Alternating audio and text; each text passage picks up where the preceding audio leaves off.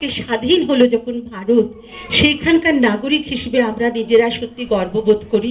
আজকে ৬৮তম স্বাধীনতা দিবস এবং এই শুভ দিনেই কিন্তু হোটেল রাজিতের জন্ম হয়েছিল।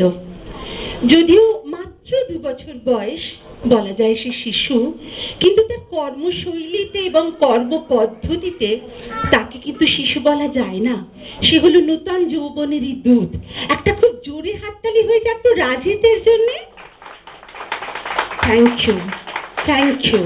আমাদের এখানে যত অনারেবল গেস্ট রয়েছেন, আমি তো মনে করি আপনারা সবাই এই রাজিতের সার্ভিসে আপনারা ভীষণ স্যাটিসফাইড, ভীষণ খুশি, ভীষণ কি বলবো ওভারওয়েলম। Is it so?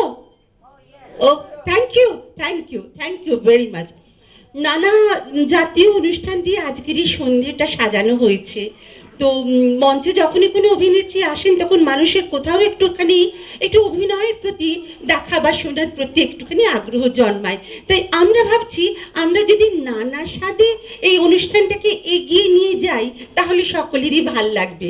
তাই আর একটা কথা, আমরা তো সমুদ্র সৈকতে আছি, কথিত আছে সমুদ্র নাকি কারো কিছু কেড়ে নেয় না, কিছু চলে গেলেও সমুদ্র আবার তা ফিরিয়ে দেয়। তাই এই আজকে হারানো আর পাওয়া নিয়ে আজকে আমি আর আমার সহকর্মী বাণী কুমার দুজনে মিলে একটা ছোট্ট শ্রুতি নাটক আপনাদের কাছে পরিবেশন করে দেখুন না কেমন লাগে। ধন্যবাদ। হ্যালো, স্ট্যান্ড বাই হলে ভালো হতো, কারণ আমরা স্কিপ করলে অসুবিধা হবে।